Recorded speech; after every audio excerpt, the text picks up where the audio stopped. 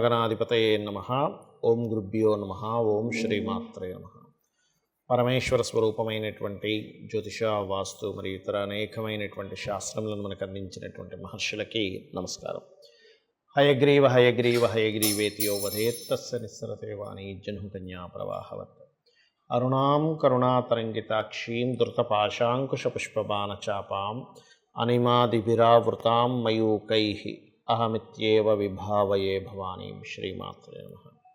ప్రేక్షకులకి లలితాంబిక అమ్మవారి యొక్క అనుగ్రహం పరిపూర్ణంగా కలగాలని మనస్ఫూర్తిగా కోరుకుంటూ మనం ఈరోజు చెప్పుకోబోయే టాపిక్ ఏమిటంటే, మీరు పుట్టిన లగ్నం ఏమిటి?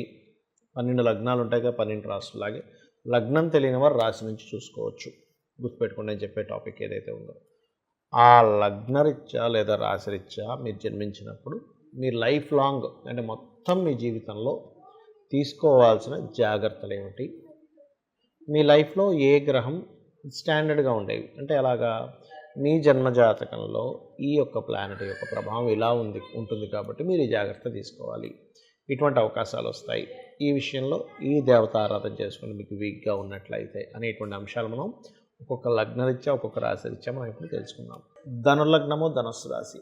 ధనస్సు వారికి ఇన్బిల్ట్గా ఉన్నటువంటి యోగం ఏమిటి అంటే, మీకు ఇన్బిల్ట్గానే గురుత్వ లక్షణాలు ఉంటాయి. ఏకసంతాగ్రహులు అయి ఉంటారు.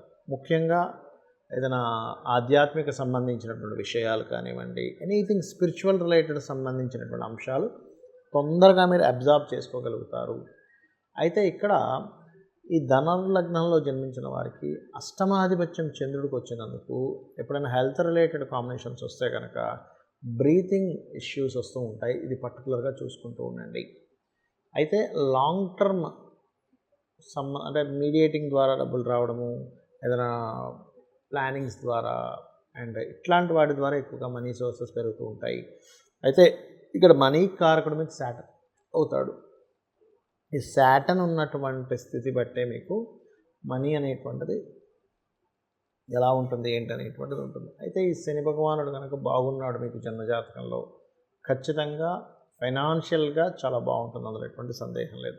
కానీ ఇక్కడ శని కనుక ఉదాహరణకి మీకు పాపగ్రహాలతో సంబంధం కలిగి ఉన్నాడు, పాపకత్తెరలో ఉన్నాడు, అప్పుడు ఈ శని యొక్క స్ట్రెంగ్త్ని పెంచుకోవాలి. ఎలా పెంచుకోవాలి అంటే, సింపుల్గా మీరు దగ్గరలో గోవులు ఉంటే కాస్త క్యారెట్స్, బెల్లం లాంటివి తినిపించడము, నూనె దానంగా ఇవ్వడము, నువ్వులతో చేసినటువంటి ఉండల్ని చిన్నపిల్లలకు పంచిపెట్టడం, ఇట్లాంటివి చేస్తూ ఉండాలి.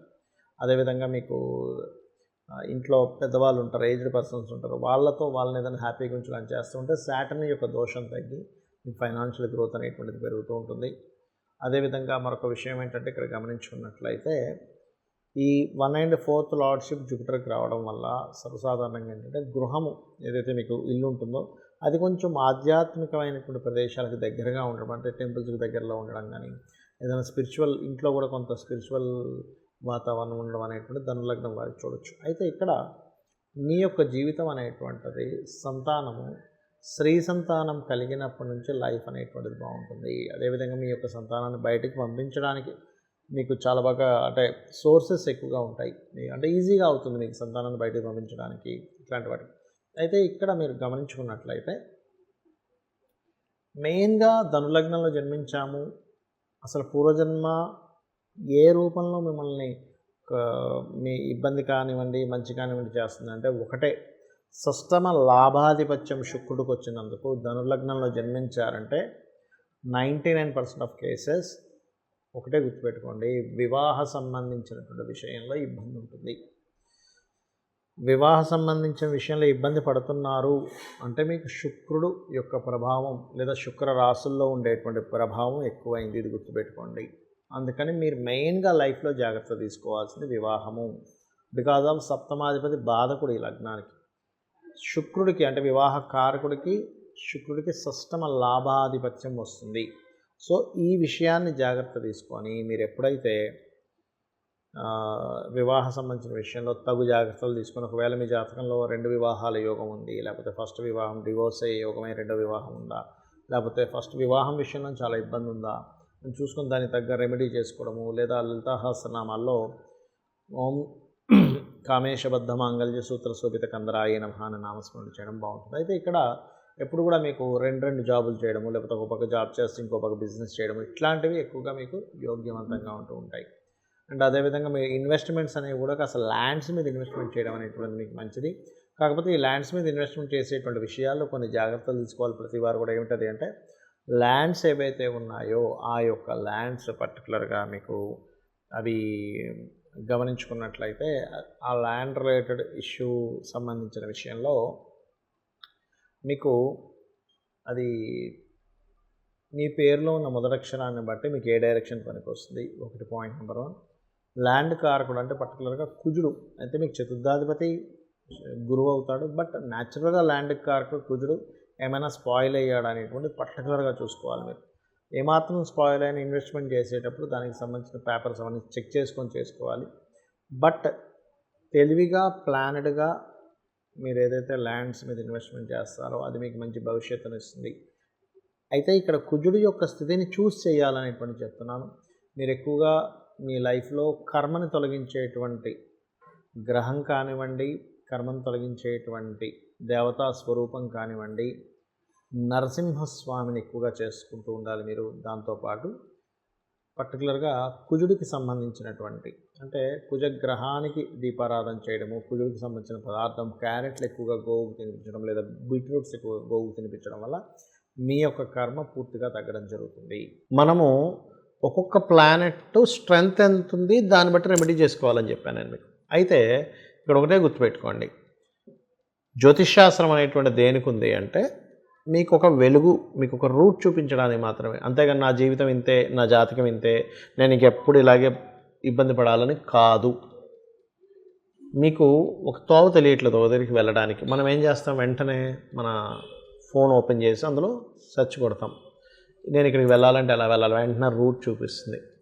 ఒక రోడ్డు బ్లాక్ అయితే ఇంకో రోడ్లోంచి ఎలా వెళ్ళాలో చూపిస్తుంది. అలాగే జ్యోతిష్శాస్త్రం కూడా ఒక దీపంలాగా జ్యోతి కాబట్టి వెలుగు చూపిస్తుంది. ఇప్పుడు ఉదాహరణకి ఇందాక మనం చెప్పుకున్నటువంటి జాతచక్రం స్ట్రెంత్ఫుల్గా ఉండాలి, ఉండకూడదని చెప్పాను. ఇప్పుడు ఉదాహరణకి మీకు ఒకవేళ నా యొక్క అంటే మీ జన్మజాతకంలో 10th లార్డ్ బాలేడు, ఉద్యోగంలో సరిగ్గా సెటిల్ అవ్వలేకపోతున్నారు అనుకోండి, వెంటనే మీరు ఏమీ కంగారు పడకుండా నేను అమ్మవారిని నమ్ముకున్నాను, నేను నామం చేసుకుంటాను, 100% నేను సక్సెస్ అవుతాను అనుకోండి.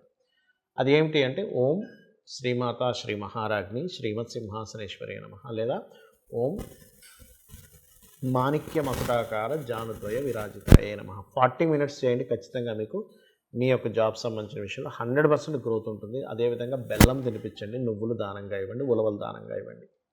అలా కాదండి నాకు జాబ్ చేస్తున్నాను బట్ ఫైనాన్షియల్గా నేను ఎందుకు ఎదగలేకపోతున్నాను, నేను అనుకున్నంత ఎక్స్పెక్ట్ చేస్తున్నంత, నేను కష్టపడుతున్నంత ధనం రావట్లేదు, అప్పుడు ఎలాగా అంటే మీ 2nd లార్డ్ ఇక్కడ బలహీన పడ్డాడని అర్థం.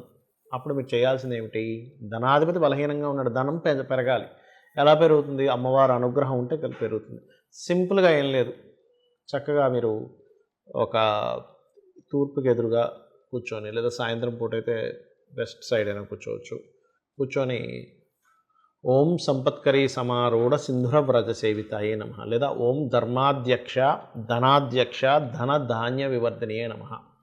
ఇవి చూడ్డానికి లలితా సహస్రనామాలు కేవలం నామాల్లో అనిపిస్తాయి, కానీ ఇవి గుర్తుపెట్టుకోండి చూడ్డానికి నామములే కానీ బీజాక్షరములతో సమానము, వేదముతో వేద మంత్రాలతో సమానము. ఎందుకంటే అమ్మవారిలో నుంచే ఒక 8 కిరణములు వసిన్యాది వాగ్దేవతలు తెల్లటి కిరణాలు బయటకు వచ్చి చెప్పినటువంటి అంశం ఇది. కాబట్టి అపౌరుషములు అంటారు వీటిని. మీరేంటంటే అసలు ఇది చాలా స్ట్రాంగ్ అని మీరు బిలీవ్ చేయాలి. మీరు తెలుసుకొని చేస్తే దాని ఫలితం వేరుగా ఉంటుంది. అదేవిధంగా మరి కొంతమందికి బిజినెస్ చేస్తారు, జాబ్ కాకుండా అందులో బాగా రాణించాలని ఉంటుంది. అప్పుడు ఏం చేయాలి అంటే ఓం ఇంద్రగోప పరిక్షిప్త స్మరతూనాభజంగికాయై నమః చేసుకుంటూ ఉండాలి. ఇది మరొక విషయం ఏంటంటే ఇక్కడ దీంతోపాటు ఇక్కడ మీరు మరొక విషయం అర్థం చేసుకోవాల్సింది ఏమిటంటే ఇక్కడ ఎవరైనా కానీ ఒక్కొక్కరికి ఎలా ఉంటుందంటే జాబు బిజినెస్ ఇవన్నీ ఒక ఎత్తు అయితే వివాహం అవ్వట్లేదని బాధపడుతూ ఉంటారు. అప్పుడు ఏంటి, 7వ స్థానాధిపతి పాడయ్యాడని అర్థం. మీ జన్మజాతకంలో 7th లార్డ్ పాడయ్యాడు. 12 లగ్నాలు 12 డిఫరెంట్ 7th లార్డ్స్ ఉంటారు.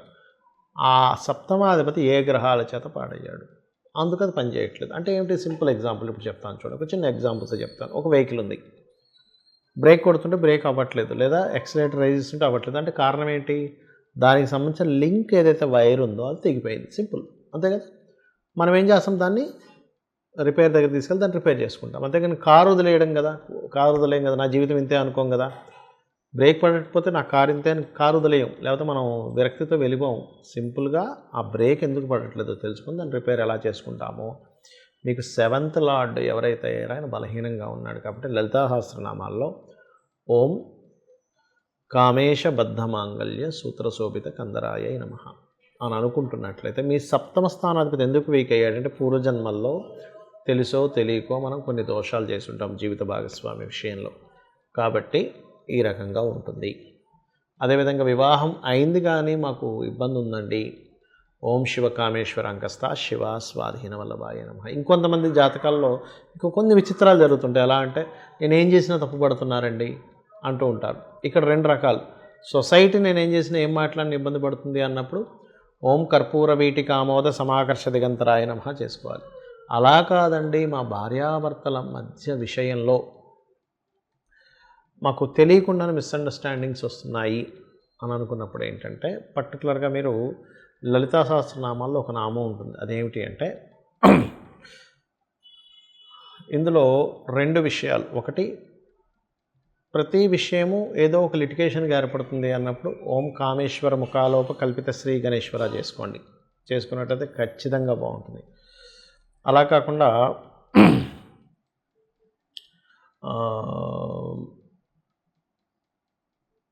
ఒక్కొక్కసారి ఏమవుతుంటుందంటే, ఏ పని చేస్తున్నా సరే ఆటంకం కలుగుతుంది అన్నప్పుడు కూడా ఈ నామం చేసుకోవచ్చు. కామేశ్వర ముఖాలోక కల్పిత శ్రీ గణేశ్వర అనేటువంటిది.